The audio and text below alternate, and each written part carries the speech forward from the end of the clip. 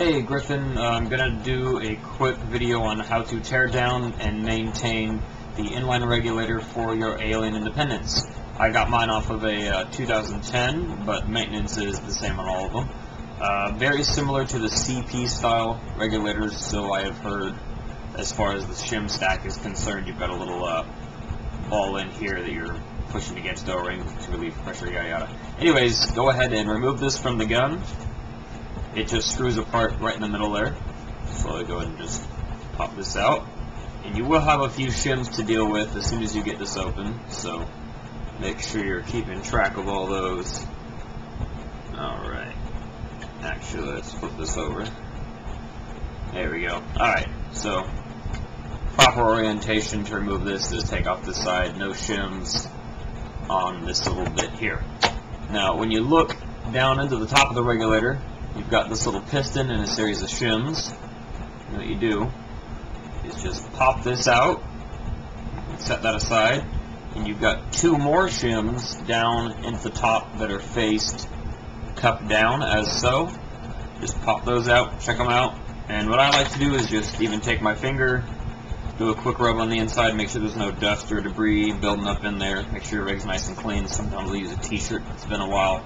I like to do this about once a year on all my regs, give them a good tear down, you know, make sure that everything's in good shape, everything's in working order.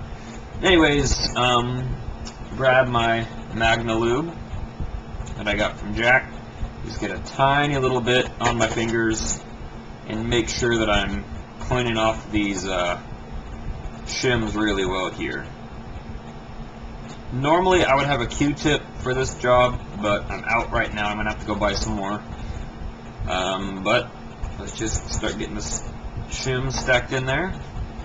Now, sorry about the poor quality of all these videos. I've had this webcam since about 2006, and this is my first day actually being able to figure out some software to get it to record, so that's why I'm starting to put these all up now. I wanted to do a bunch of these in the past, but having to make a little device to hang my phone up and make sure that the angle was right and double checking everything was just way too much of a pain to want to continue dealing with.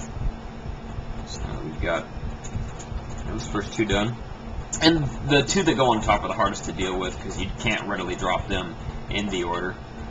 Alright, so luckily for all of us, Jack has decided to go with a regulator with a mirrored shim stack. Now, what I'm talking about here is that you'll see there are different shapes that the shims are. If you look at them kind of carefully, they cup upwards or downwards. But with these, because they're even, you can put this stack in either direction. It doesn't matter whether you start with one down and then, you know, put the rest on top, or the other. You can flip it around if you take it apart.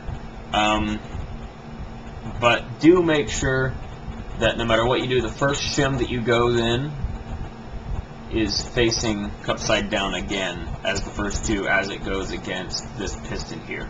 So I'll just get these all set aside, clean these off. And if you ever get a leak in your regulator, this is the removable O-ring you get from unscrewing the top. So that's the one you're going to want to check if you've got any dirt, dust in there again. Again, the only issues you're probably going to find on any of these valves as I go through them is that if your field has an exceptionally dirty air compressor or air system. Now, like I've said before, living in the desert, get to be privy to all those issues firsthand. Get a lot of really dirty air coming out of our valves, so I got to maintain that. Now, just gonna wipe that off here. Get a little bit of lube on each of these, and start going in that up down motion that we saw earlier in the shim stack. And I will show you guys again the proper order for these. Also, if you check the manual available on alienpv.com or anywhere on the PV Nation threads, a lot of good information there. Make sure that you download one of those, put one of those up. I've even got one downloaded onto my phone from an app called Marker Help that I got. Best dollar I've ever spent. Gets you almost any gun manual actually out there that you can download directly to your device. $1, no subscription fees.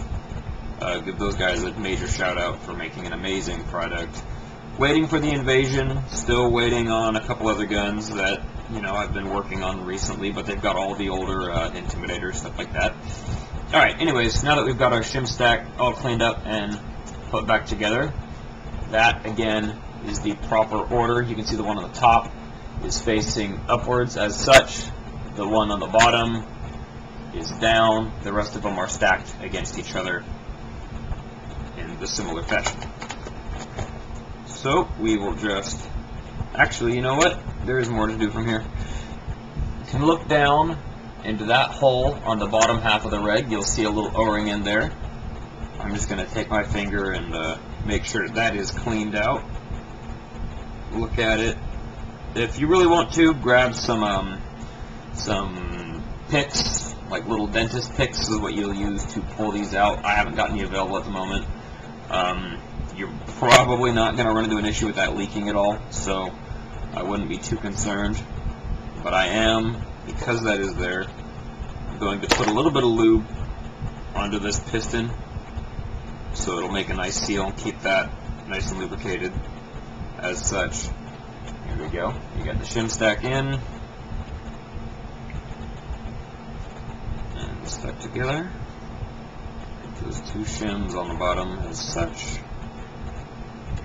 and so we're back together. Now, one thing that I've got that I highly recommend all of you build is a regulator pressure tester. What this is just any ASA. I recommend getting an on-off. I can't afford one, so I'm just using something I pulled off of an old neck cocker I got for a bottle of whiskey, and a 300-pound gauge. I tried to find a couple of 300s. This one is the one that works the best. A little bit thicker than what I'd like. I was trying to buy them for one of my Intimidators, but they came out pretty big, so hey, I'll just make some pressure testers out of them. And they work fine. And then you just hook your regulator up on normal, get your pressure on, give it a reading. This one right now, I don't know if you can see it because of the glare. I like to run my Indy reg. Well, I find my Indy shoots 300 at, come on, show it. I don't know if you can see that very well, but it's right at 230 pounds. Or 225, there you go. Anywhere between 225 and 230 is where my gun likes to sit at 300 feet per second. One of the reasons you're going to want to buy an on-off valve for this is that the independent regulator does retain air. I have turned the air off here, but we are still pressurized, so in order to get this off, I've got to push it back against the pressure. There we go. There's the release. Alright, just pop this off, check the O-ring out there, make sure that it's in good shape, put some lube on it if you really want to, and then just throw it back onto your gun. That's all you need to do.